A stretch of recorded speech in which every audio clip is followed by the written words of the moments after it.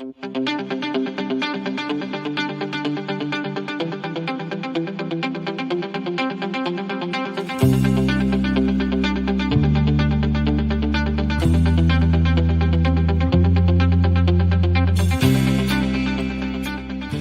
and welcome to episode 42 of The Energy Detox, a petroleum-based blend of leadership conversations guaranteed to boost your professional and personal output by flushing away the hidden and often toxic barriers to peak performance. I'm your host, 𝘎𝘏𝘏𝘪𝘐, a chemical engineer, executive coach, and 16-year energy industry veteran, helping you tap into the same resources fueling today's most successful and sustainable leaders. And today we're going to talk about how those leaders use a focus on numbers to help drive them forward and help drive their companies forward and their teams forward. And in some cases, their families, their friends, their organizations, whatever it is that they're leading forward by using numbers.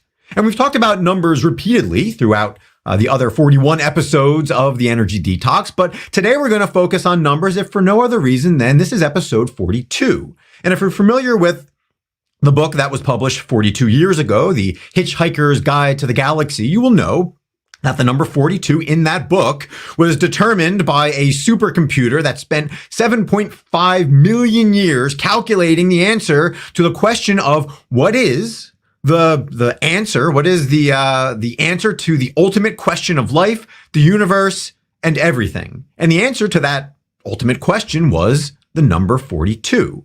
Now, as an aside in that book, you'll also know that the problem is after 7.5 million years calculating that answer, nobody actually knew what the ultimate question was to begin with. And then that, not to spoil the book, that begins another whole exercise in determining what the question was in the first place of, what the question was that was the most important question for life, the universe, and everything.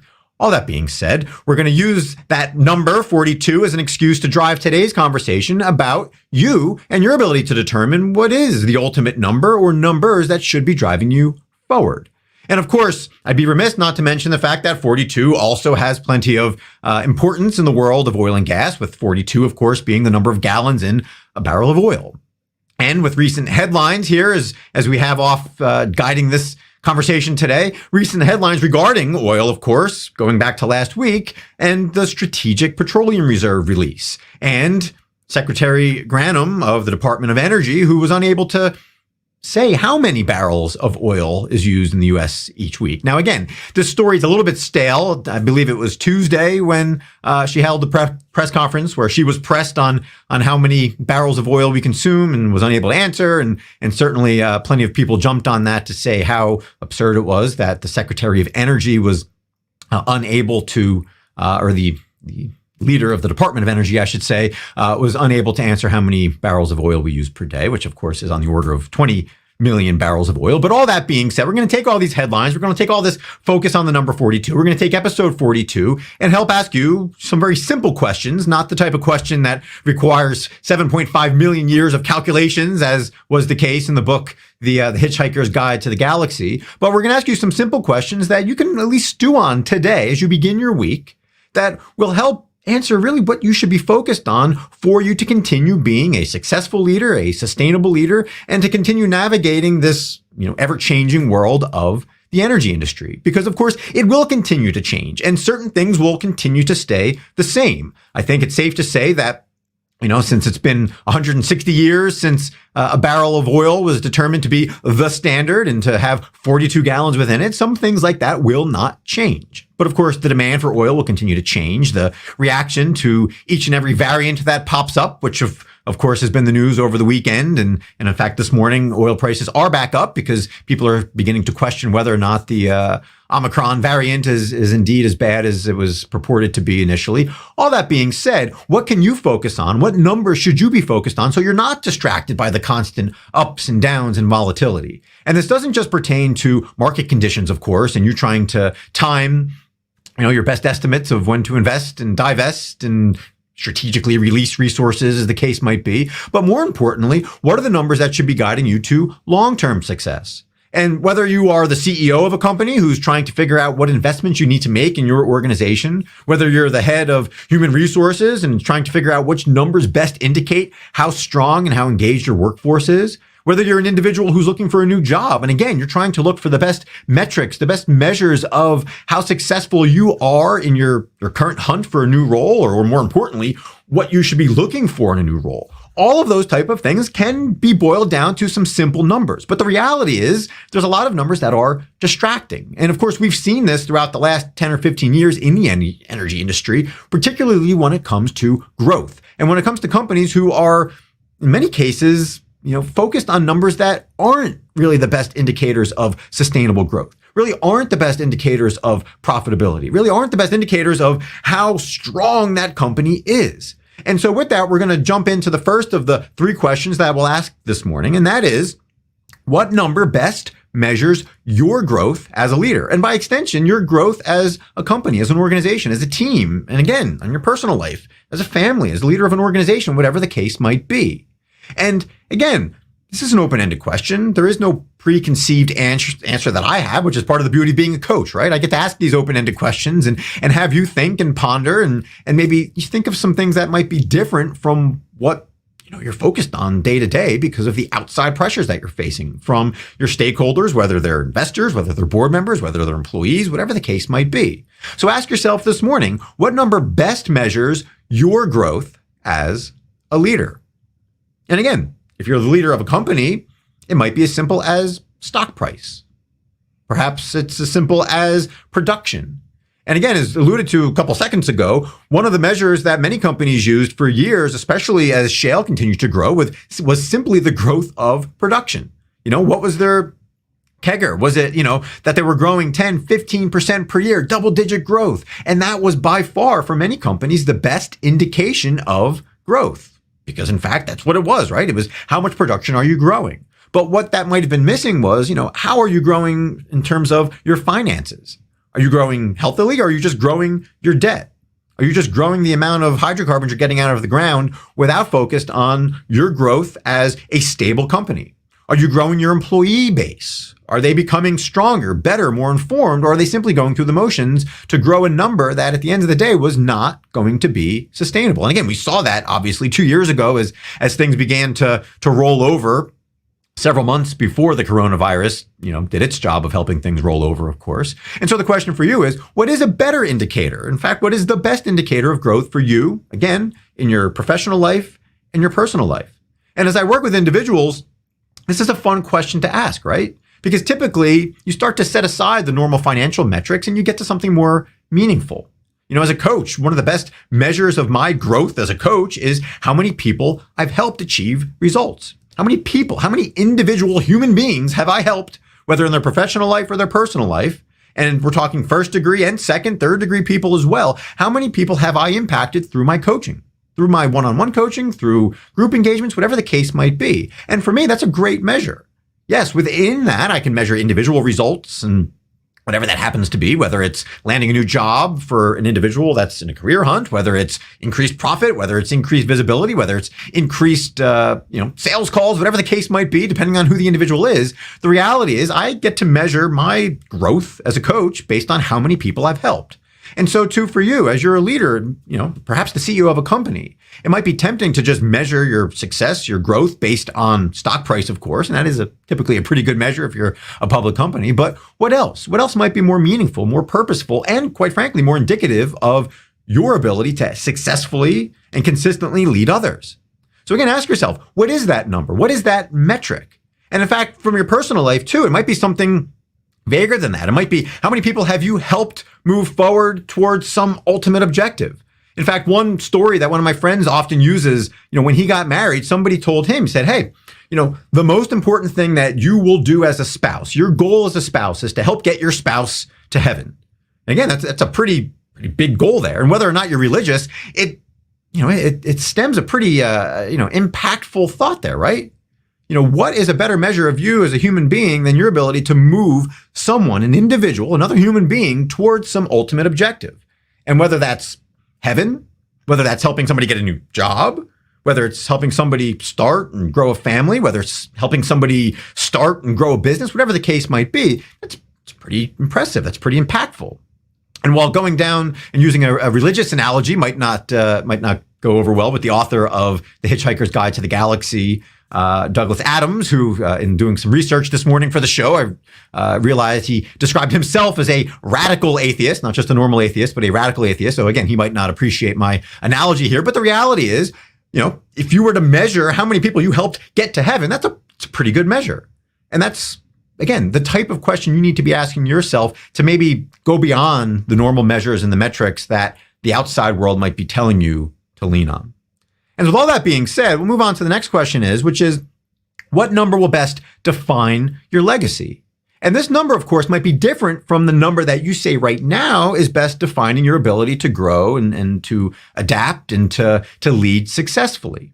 Because, of course, we all have short-term goals that we're driving towards. And again, we can go back to stock price as a very easy one. And stock price is nice because you can bring everybody on board. You can help demonstrate to everybody how well they are connected to this one ultimate goal within an organization. Regardless of their role, regardless of the department they're in or the tenure that they have, everybody can be contributing towards this one goal, this one number in some, small way, some big way, whatever the case might be. But at the end of the day, those individuals and you as a leader are probably not going to be hanging your hat on whatever stock price increase you saw while you were employed at a given company. At least, again, I hope that isn't your measure of what your legacy is. Your legacy, I would hope, again, is based on something bigger, some of those other bigger items that we alluded to in the first question. Moving people forward, touching people from a career standpoint and, from a personal growth standpoint, making sure that you helped others people move towards some greater purpose, some greater good. So the question for you is, what do you want your legacy to be staked on? Not what your short-term goals are, which are important, but what do you want your legacy to be based on? And again, for that, we can turn to another, perhaps the most famous number 42 in sports, which is Jackie Robinson. His legacy, of course, is someone who crossed the color barrier in professional baseball. That is his legacy.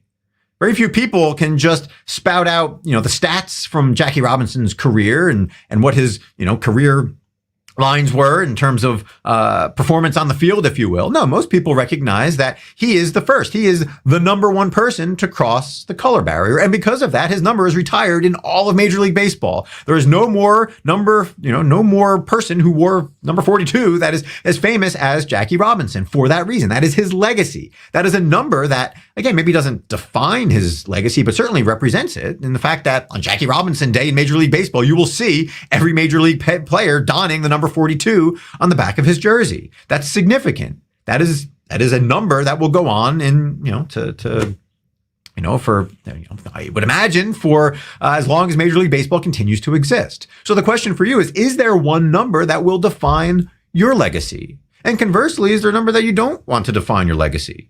And, in dealing with, again, individuals from a professional standpoint, sometimes that's the number of layoffs that you oversaw throughout your career.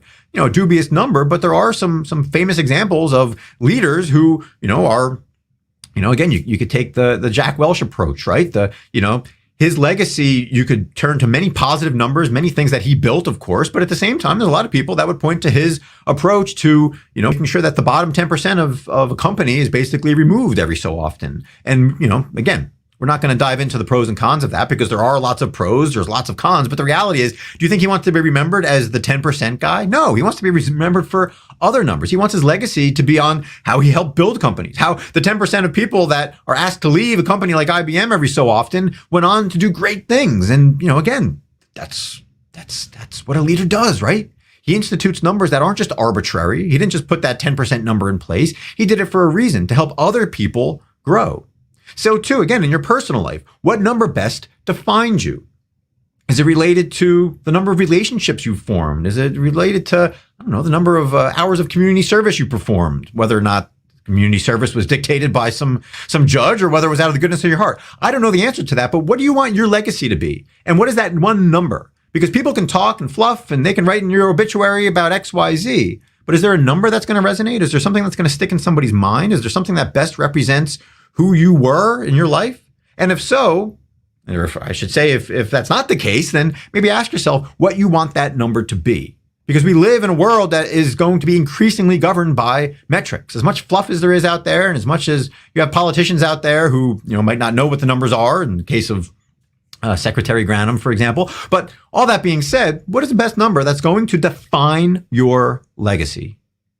And then the final number is, what number best indicates potential barriers to sustained success.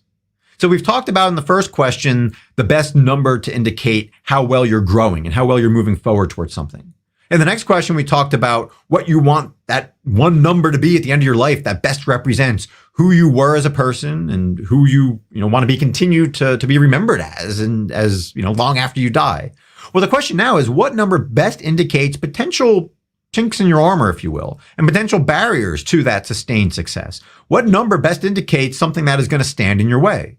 And again, moving it back to the corporate world, one of the biggest focuses right now, of course, is employees and employee engagement. So what are the numbers there that indicate potential barriers? What are the best numbers regarding engagement, regarding people who are quitting your company, regarding the amount of time it's taking to hire qualified people? Perhaps there's some other metric regarding people that is a good indicator of the loss of engagement, the loss of morale, if you will, and quite frankly, the loss of your ability to keep moving forward. From a financial standpoint, again, there's no shortage of leading indicators that could be showing problems, whether it's, slight increases in costs, whether it's your hedge book, again, to bring it back to the oil and gas world, whether, for you as an individual leader, again, what are the best indicators? Is there signs that you're slowing down? Is it the amount of time that you're having to spend in, silly meetings with people putting out fires? Perhaps it's the amount of time that you need to spend alone and recovering and perhaps, exercising or meditating because you're so overwhelmed and you're having to spend more time almost recovering from some of these damaging things that you might not see. Again, similar to sports, in many cases, you can look to injuries. You can look at the number of innings that a pitcher is pitching in a given season as an indicator that, maybe his statistics are still good, but his productivity is decreasing because he's injured more, he's tired more, whatever the case might be. So again, for you in your own world, ask yourself, what are some of the leading numbers? What are the numbers that are showing that, hey, wait, maybe there's some barriers ahead that are going to prevent you from sustaining success and sustaining momentum? Find those numbers, or best case scenario, find one simple number that you can look at each and every day that is going to reveal some sort of problem long before it actually becomes a significant problem for all of your stakeholders. And with all of that, I appreciate, again, the amount of time that you've taken today and over the last, 41 and now 42 episodes of the Energy Detox to engage, to listen, to ask these questions. I certainly enjoy asking them and listening to your answers, whether, again, you're sharing them, after the fact or live here on these live renditions of the Energy Detox, or certainly engaged in one-on-one conversations. I appreciate the time that you're taking to, again, provide feedback on the content of the Energy Detox, and I continue to welcome your feedback, your suggestions, your commentary, your critiques, whatever the case might be. And at the end of the day, I hope you understand, as I do and as I've enjoyed during my 2+ years now as a coach, that the key to understanding the energy galaxy, if you will, is through questions, is by asking good questions of yourself and others, and then listening to yourself, listening to others, and listening to the right resources out there to help move you along, to help guide you, to help get you not just from point A to point B, but to help keep you moving past these short-term, these intermediate stops. But the key to that is understanding what your ultimate objective is, what your ultimate destination is, and working backwards and asking the questions to help you understand the best path to get there and the best indication, if you will, of those barriers that could prevent you from getting to your ultimate destination. And so with that, I hope you have an excellent week. I hope you had an excellent Thanksgiving weekend. And I wish you the very best as you continue asking the questions that you need to ask to make sure that you are achieving your maximum potential.